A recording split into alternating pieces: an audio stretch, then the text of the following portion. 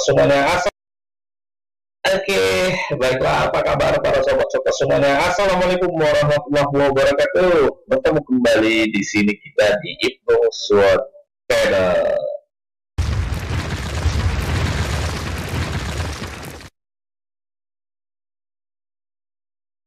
Oke, baiklah ya, pada kesempatan kali ini ya, saya akan coba untuk memberikan sebuah video pembelajaran ya. Kali ini adalah video pembelajaran, dan di mana video pembelajaran yang akan saya sampaikan di sini itu adalah mengenai penjadwalan CPU. Nah, ini untuk video pembelajaran kali ini berkaitan ke dalam mata kuliah ini, mata kuliah sistem operasi. Ya, dalam tema kali ini itu kita akan membahas mengenai penjadwalan CPU. Nah, sebelum saya melanjutkan ke dalam video penjelasan materi di dalam penjelasan penjadwalan CPU, ya bagi teman-teman yang baru bergabung di sini silakan like video kita ya. Jika misalkan yang kalian menyukainya, ya silakan memberikan komentar di bawah jika misalkan dalam video pembelajaran nanti ada yang ingin kalian tanyakan dan mungkin yang kurang kalian mengerti. Dan jangan lupa ya, satu lagi nih, jangan lupa subscribe-nya. Oke, saya rasa dulu. Yuk mari langsung saja kita ke video pembelajarannya. Check it out.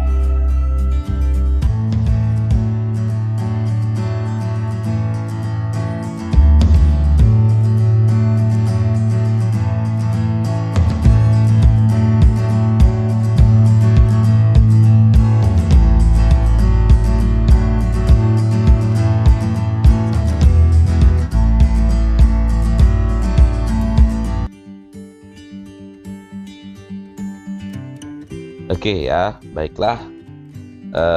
Pada kesempatan kali ini seperti yang sudah saya sampaikan tadi, bahwa untuk pembahasan dalam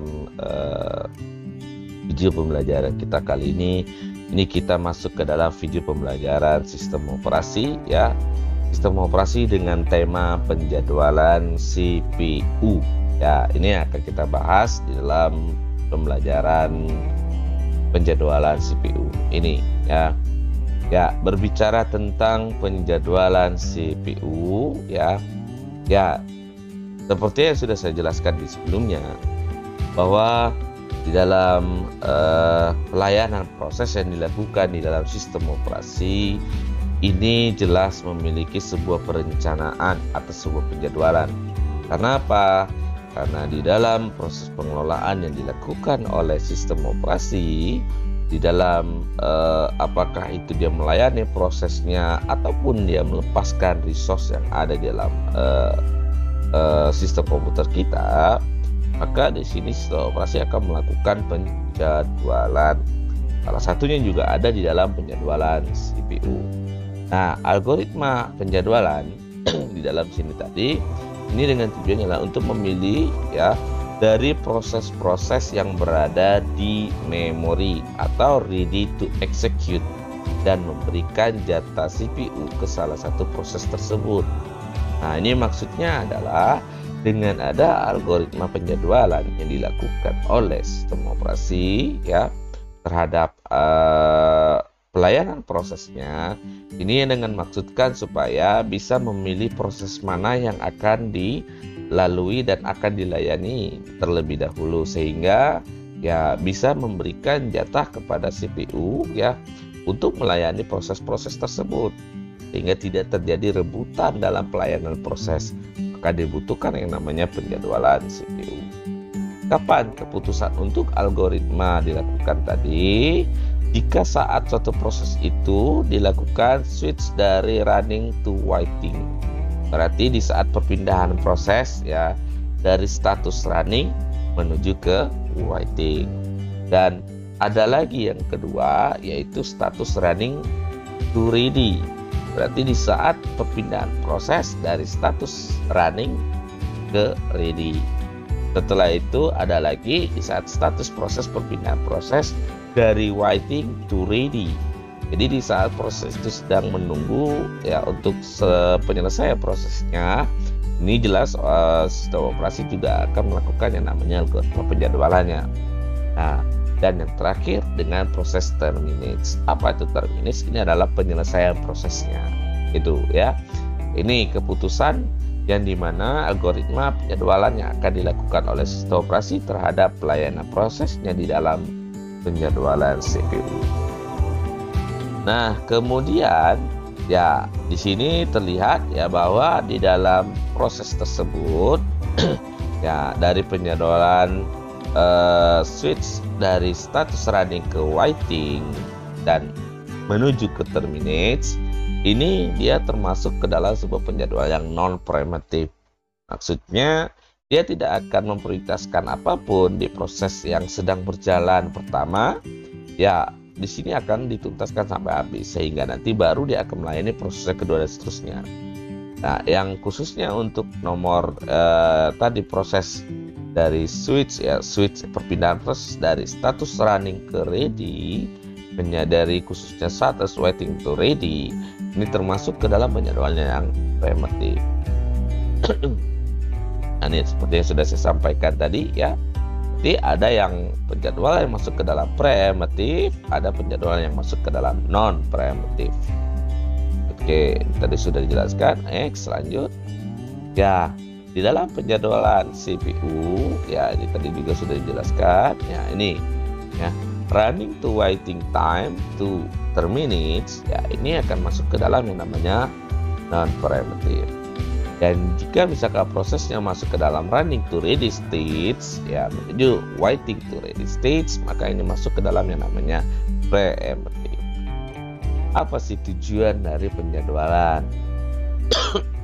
Nah, tujuan dari penjadwalan di sini ya pastinya adalah yang pertama fairness. Maksudnya fairness apa?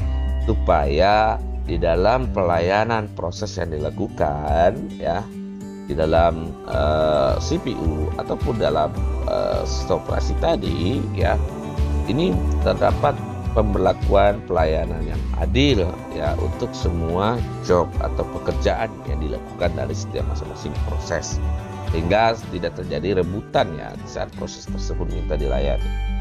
Nah, kemudian yang kedua ini memaksimumkan throughput. Apa itu throughput? Throughput di sini adalah sebuah terobosan yang dimana yang dilakukan oleh CPU supaya CPU itu agar tetap terus lebih bekerja dengan maksimal, atau ya supaya si CPU itu terlihat memang luar biasa dalam pekerjaannya, dia terlalu sibuk ya. Nah, dengan hal seperti ini sehingga dengan ada terjadinya terobosan tersebut, ini akan bisa memaksimalkan penggunaan dari prosesor. Nah, ini tujuan dari penjadwalan. Kemudian supaya tidak terjadi yang namanya waktu tunggu yang besar ya.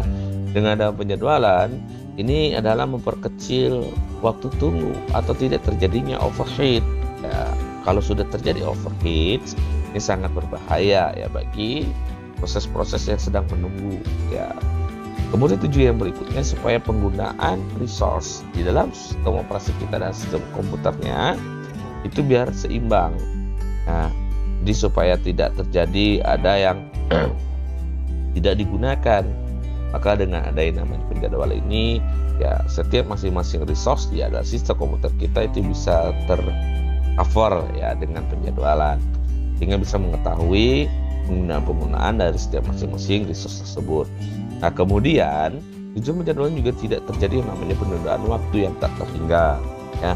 Memang ada proses suspend proses di dalam pelayanan proses, akan tetapi jika misalkan suspend proses tersebut itu tidak terjadi, kapan waktu kembalinya berjalan proses tersebut, nah ini jelas akan mengganggu nantinya proses-proses yang lain.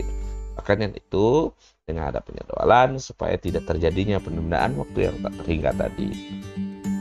Ini tadi ya kan, supaya bisa mendeteksi ya kegiatan yang dilakukan sumber daya atau resource di dalam sistem komputer kita.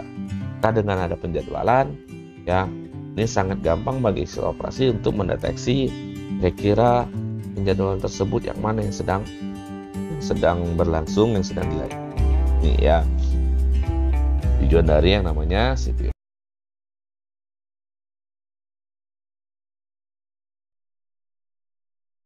menunjukkan bahwa dispatcher ini merupakan suatu modul ya yang memberikan kontrol CPU kepada proses yang sedang berjalan, yang sedang terjadwal. Itu yang dikatakan dengan yang namanya dispatcher ya. Fungsinya apa? Ini adalah sebagai konteks switching. Nah, maksudnya berarti sebagai konteks untuk melakukan perpindahan proses. Nah, ini yang dimana fungsi dari yang namanya dispatcher ya. Ada yang dimana di dalam dispatcher ini ya kategori masuk ke dalam dispatcher latency ya. Dispatcher latency di sini waktu yang dibutuhkan untuk menghentikan suatu proses dan menjalankan proses lain. Nah itu ya, dia masuk ke kategori yang namanya dispatcher latency. Oke. Nah, ada beberapa kriteria penjadwalan. Jadi dikatakan penjadwalan yang baik dan tidak itu seperti apa? Ini dia kriteria penjadwalan yang dikatakan baik atau tidaknya. Ini pasti salah satunya masuk ke dalam yang namanya tujuan tadi, ya kan ya. Yang pastinya ya penjadwalan itu dikatakan penjadwalan baik jika yang pertama adalah fairness, ya. Kedua adalah CPU utilization, berarti apa? CPU atau prosesor itu selalu bekerja, ya, tidak ada berhenti, ya itulah tugasnya CPU. Yang ketiga throughput, nih karena dia ini masuk ke dalam CPU utilization, ya, maka banyak terobosan-terobosan yang akan dilakukan. Jadi penjadwalan, ya, kriteria penjadwalan yang baik. Yang keempat, memiliki turnaround time yang kecil. Ya, berarti di sini ya di saat ya lama tanggap dari proses itu dilayani, nah ini cepat ya kan, berarti dia tidak memiliki respon time yang cukup lama ya, cukup panjang. Nah, sehingga mendapatkan sebuah rata-rata lama tanggap tadi cukup pendek ya kan. Nah, ini masuk ke dalam kriteria penjadwalan. Oke. Nah, di dalam jangka penjadwalan prosesor atau CPU itu ada terdapat yang namanya short term scheduling, ya, yang dimana di dalam short term scheduling di sini mengurus masuknya antrian siap ke prosesor serta antrian yang siap ke device peripheral I/O, ya, yang nantinya akan mengurus beberapa prioritas proses yang akan dipremasi. Nah, ini akan masuk ke dalam yang namanya penjadwalan prosesor yang short term scheduling. Nah, kemudian yang kedua ada yang namanya medium term scheduling, yang mengurus terhadap proses yang dikeluarkan dari prosesor yang belum rampung. Jadi jika misalkan ada ya sebuah proses yang belum rampung,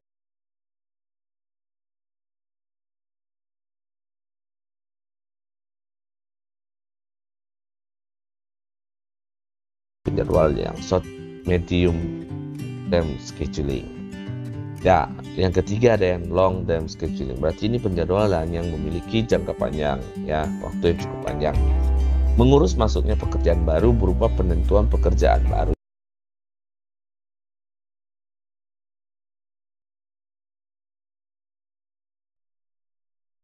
yang mana yang boleh diterima dalam pekerjaan atau tugas, ya, dan yang diubah menjadi sebuah proses. Nah, ini akan mengalami waktu yang cukup panjang di dalam penjadwalan. Nah, itu ya. Dia di mana dalam jangka penjadwalan prosesor. Ya, baiklah ya. Selanjutnya ya kita di sini masuk ke algoritma penjadwalan CPU, ya. Nah, bagi adik-adik atau teman-teman semuanya di sana, ya, untuk algoritma penjadwalan CPU itu ada FGFS, ya, kemudian ada SGF, shortest job first, kemudian ada round robin, kemudian ada HPRN, highest penalty ratio next. Ya, di dalam khususnya untuk shortest job first di sini ada yang namanya shortest job first yang primitive, ya, primitive shortest job first. Kemudian juga ada yang namanya non-primitive shortest job first, PSJF dan NPSJF. Nah, inilah dia algoritma penjadwalan yang dilakukan oleh sistem operasi kita di dalam pelayanan proses terhadap khususnya penjadwalan CPU. Nah, ini juga diberlakukan untuk pelayanan resource-resource yang lain. Oke, nah sekarang kita lihat first come first serve ya, atau FCFS. Ini sebuah algoritma penjadwalan seperti apa yang dilakukan di penjadwalan prosesor ya. Di dalam FCFS di sini ya, dia menggunakan prinsip first in first out ya, FCFS atau FIFO atau first in first out, sama saja ya. Nah, di sini dalam algoritma penjadwalan ini menggunakan sebuah prinsip algoritma yang dimana proses yang tiba terlebih dahulu inilah yang akan dieksekusi atau akan dijalankan. Dengan kata lain ya, bahwa di dalam algoritma FCFS di sini itu dia akan memperhatikan arrival time yang terkecil. Nah, saat tiba berarti proses siapa sih yang datang duluan, maka itulah yang akan dilayani sampai tuntas, sampai habis, tanpa harus mempertimbangkan ada proses-proses yang lain yang datang setelah proses yang tiba dilayani tadi. Nah, ini dilakukan dalam yang namanya first come first serve. Nah, untuk contoh soal saya lihatkan ya, ini kita perhatikan contoh soalnya ya. Ada 5 buah proses. Berarti intinya di sini kita dalam penjadwalan CPU ya. Ini kita mempelajari tentang bagaimana ya menghitung waktu tunggu, average waiting time-nya serta respon time-nya, lama tanggap mereka. Ini yang akan kita pelajari di dalam algoritma penjadwalan ya. Oke. Ini ada sebuah contoh soal. Misalnya seperti ini, 5 buah proses yang datang secara concurrent atau serentak. Dengan kata lain berarti kelima buah proses ini ya, anggap aja proses pertama, kedua, ketiga, keempat, dan kelima ini semuanya datangnya barengan atau serentak ya. Dia sama-sama tiba duluan. Nah, di sini kita ilustrasikan nama prosesnya, ada proses A, nama proses B, C, D, dan E. Ya. Dan di sini kita diperintahkan untuk menghitung rata-rata waktu tunggu dengan menggunakan algoritma FCFS. Pertanyaannya adalah, apakah bisa? Ya, jawabannya sudah dipastikan ini tidak bisa digunakan. Mengapa? Karena sudah seperti sudah dijelaskan tadi ya, bahwa di dalam algoritma FCFS yang diutamakan adalah siapa yang tiba terlebih dahulu, dialah yang akan dilayani. Kalau contoh soal seperti ini ya, dari bisa lihat seperti soal ini kita tidak bisa memilih dan menghitung rata-rata waktu tunggu. Kenapa? Tidak diketahui rata-rata waktu tunggunya karena mereka datang serentak. Solusinya gimana? Berarti di sini sistem operasi akan memperhatikan adalah ya siapa yang memiliki lama proses yang terpendek. Maka ini akan menggunakan algoritma penjadwalan shortest job first. Tuh ya. Nah, untuk lebih detailnya ya, soal dari ya ini dia. Ya. Untuk soal FCFS yang tepat. Oke, bisa seperti ini ya. Berarti setiap masing-masing proses A atau proses B, proses C, proses D, dan proses E itu mereka memiliki arrival time yang berbeda ya. Ada 0, ada 1, ada 2, ada 3, dan ada 4. Nah, di sini baru kita bisa menggunakan FCFS. Kalau kita lihat di sini, kita hitunglah, berarti kita urutkan terlebih dahulu. Misalnya di sini ada B ya, B berarti yang datang duluan di 0. Maka B yang akan dieksekusi sampai tuntas ke 30 milisecond. Selanjutnya siapa lagi? Kita lihat di situ E ya kan ya. E arrival time-nya 1. Maka E akan dituntaskan sampai tuntas sampai habis di 12 milisecond sampai habis ya. Dan seterusnya. Sehingga dapatlah nanti average waiting time-nya. Oke. Nah, untuk lebih jelasnya ya mengenai contoh soal latihan yang lain di dalam FCFS ya, silakan kalian simak video.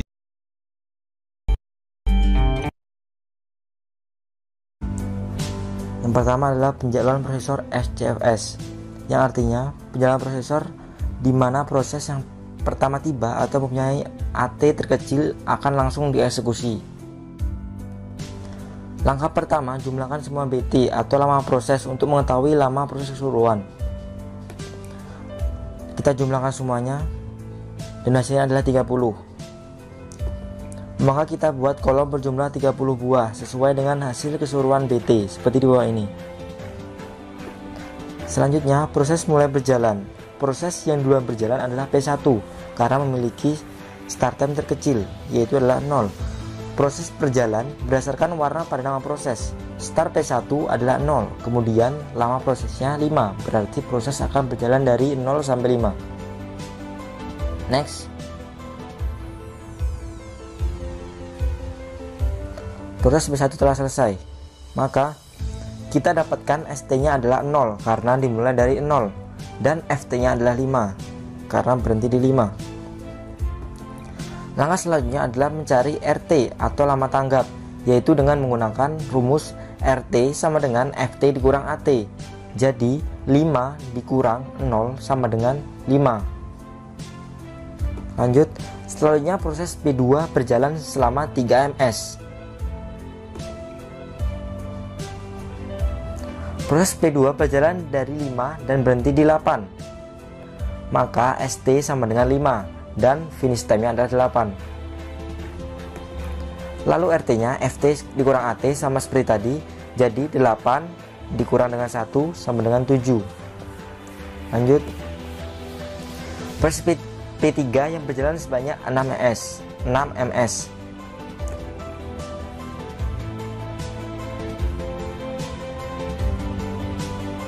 Nah, proses P3 telah selesai, dimulai dari 8 dan berakhir di 14.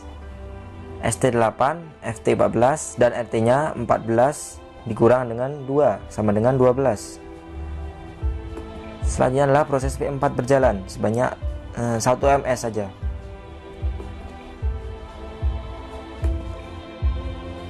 Proses P4 mulai dari 14 dan berhenti di 15. Maka start time-nya 14 dan finish time-nya 15.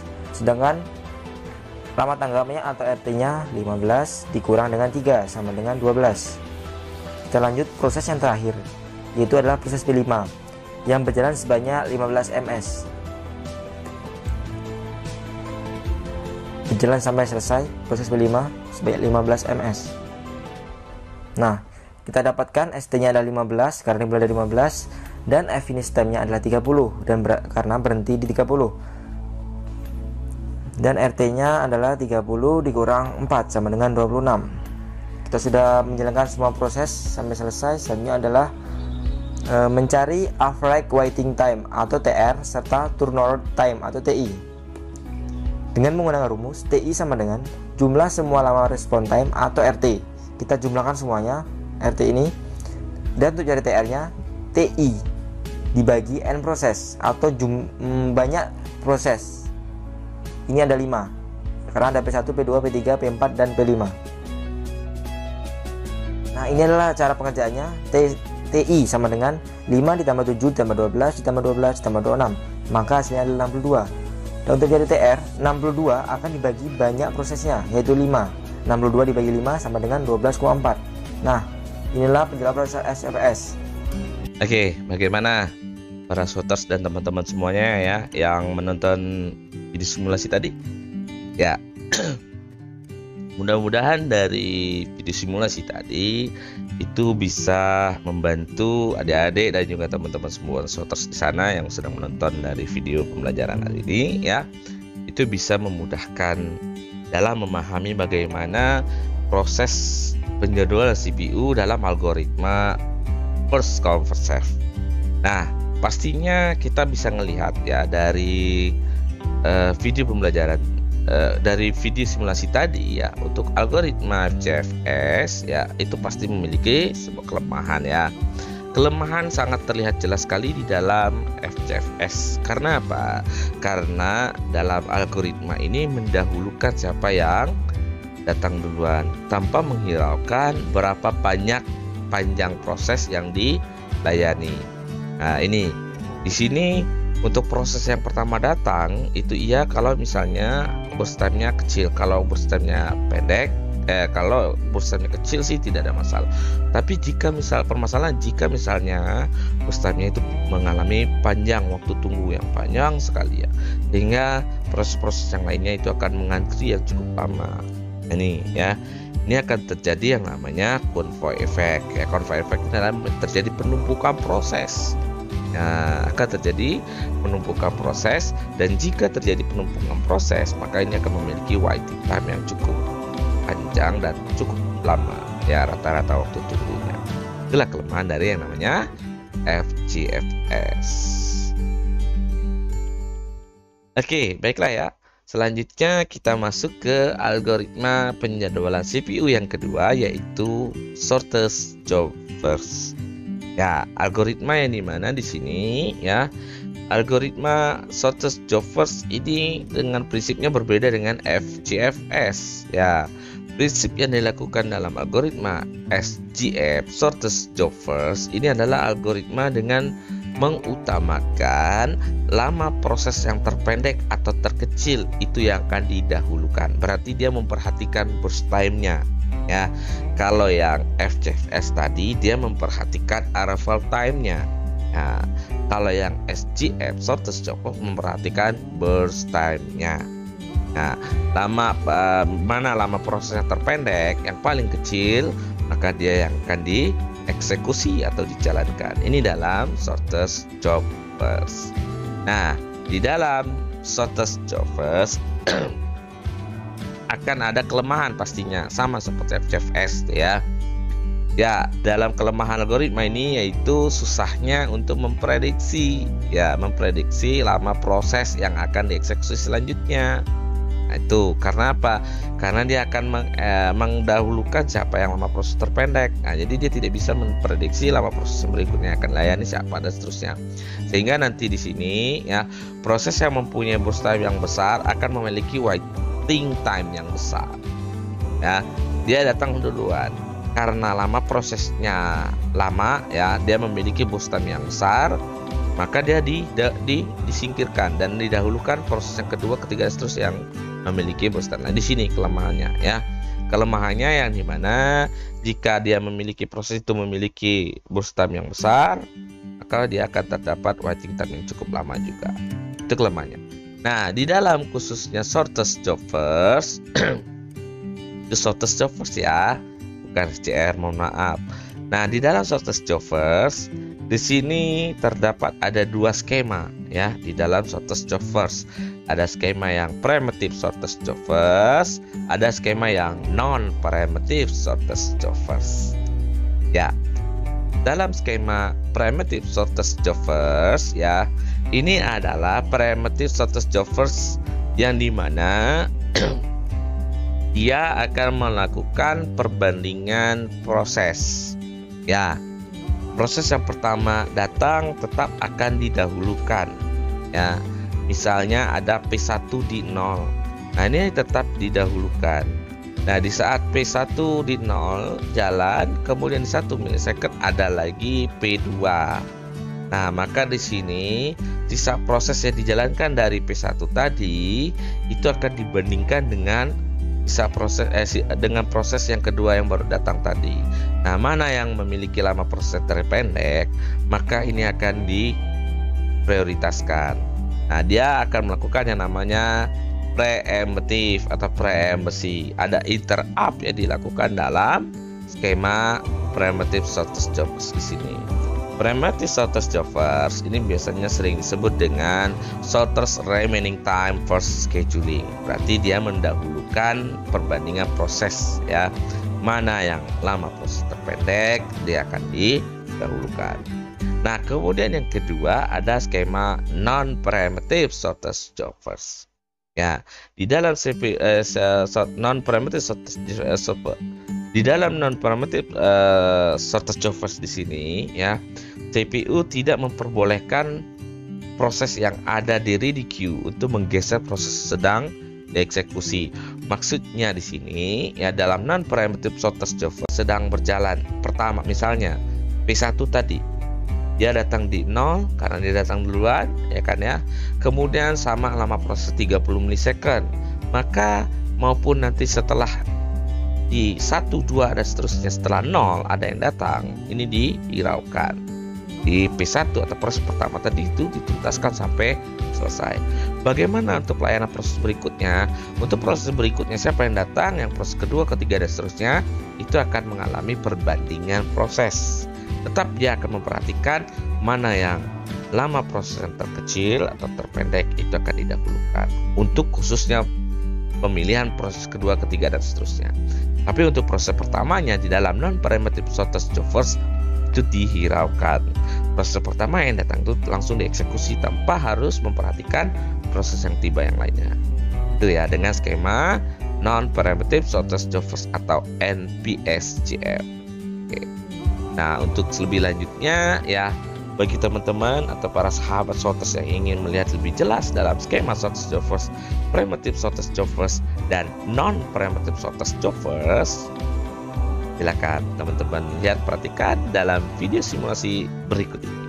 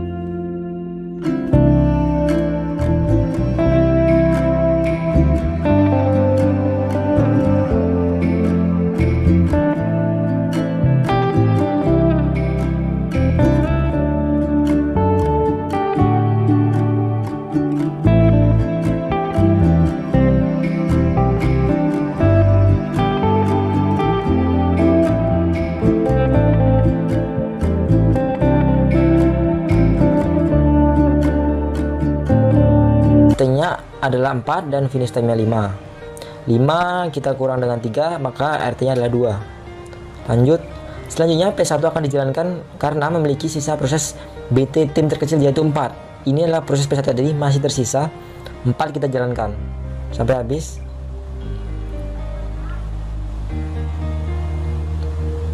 Nah, P1 sudah selesai, kemudian kita cari ST dan FT-nya.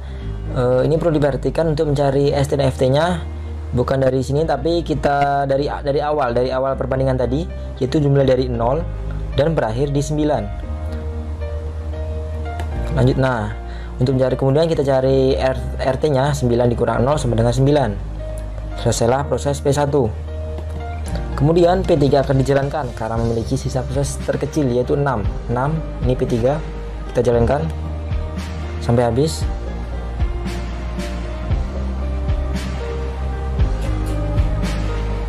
Nah, P3 selesai.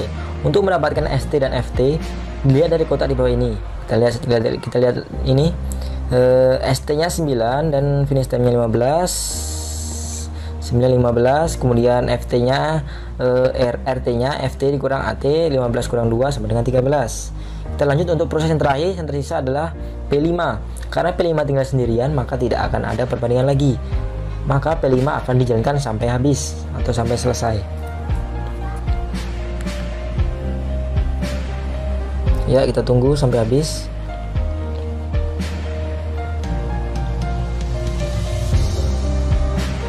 Nah, P5 sudah selesai. Untuk mendapatkan ST nya sama seperti tadi, dimulai dari 15 dan berhenti di 30. Maka ST nya 15 dan FT nya 30. Maka RT sama dengan FT dikurang dengan AT, 30 dikurang 4 sama dengan 26. Lanjut adalah proses yang terakhir adalah mencari TI dan TR. TI atau turnover time dengan cara menjumlahkan semua RT. 9 ditambah 13 ditambah 9 ditambah 3 ditambah 13 tambah 2 dan ditambah 26. Maka hasilnya adalah 53. Kemudian yang terakhir adalah mencari TR atau average time dengan cara TI seperti yang kita jumlahkan tadi dibagi dengan jumlah semua proses. Ini ada 5 atau total prosesnya pada P1, P2, P3, P4 dan P5. TR yang tadi 53 dibagi dengan jumlah prosesnya ada 5. 53 dibagi 5 sama dengan 10,6. Nah, itulah akhir dari penjelasan prosesor PSJF. Baiklah, kita lanjutkan penjelasan prosesor yang ketiga, yaitu adalah NPSJF, Non-Preemptive Shortest Job First, yang artinya antrian dengan prioritas tanpa preempsi. Yang menjadi prioritas adalah proses yang terpendek atau tersingkat. Makin pendek proses, makin tinggi prioritasnya. Next. Langkah pertama, seperti biasa kita jumlahkan dulu BT nya. Seperti tadi BT nya berjumlah 30. Nah, kita buat tabel perbandingan juga. Karena adalah NPSJF melakukan perbandingan, P1 akan melakukan proses yang pertama kali dikarenakan memiliki arrival time terkecil. Ini arrival time nya. Next, kita jalankan sampai habis P1. Nah, ketika P1 selesai, kita cari dulu ST dan FT nya. ST nya adalah 0 kalau dimulai dari 0 dan FT nya adalah 5.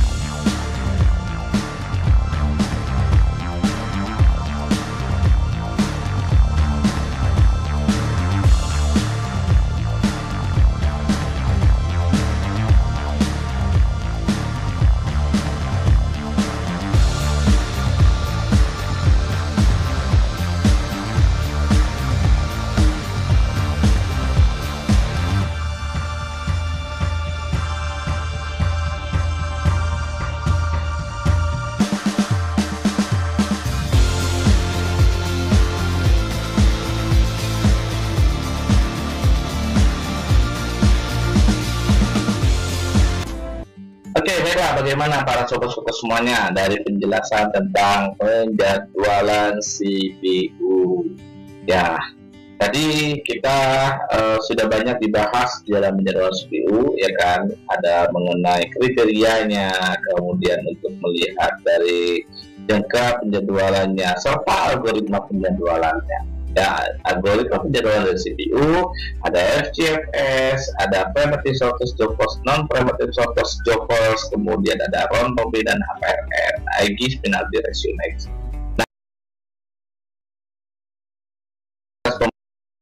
pembahasan dalam algoritma penjadwalan FCFS, kemudian primitive shortest jobbers dan juga non primitive shortest jobbers.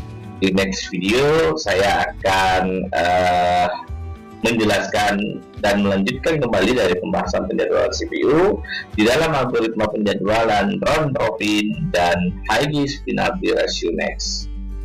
Oke, baiklah ya, sebelum saya undur diri, jika misalkan video tadi ya sudah saya jelaskan tadi di dalam pembahasan penjadwalan CPU itu bermanfaat untuk kalian ya dan bisa dipahami, silakan di like dalam video ini, dan jangan lupa kalau misalkan memang ada kalian tidak dipahami ya atau dari sisi perhitungan, average dan seterusnya, silakan ya di menit keberapa nanti silakan tinggalkan di kolom komentar. Dan jangan lupa untuk jangan sampai ketinggalan untuk di next videonya ya. Bukan hanya sekedar dalam pembahasan media pembelajaran, di ke depan kita akan coba untuk terus akan membuat sebuah video-video pembelajaran dan juga video tutorial ataupun live streaming lainnya, khususnya mungkin untuk di bidang teknologi komputer.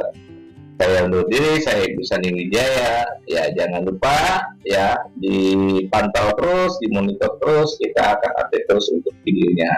Ya, saya undur diri. Assalamualaikum warahmatullahi wabarakatuh. Sampai bertemu kembali di next video di IGNU SWOT Channel.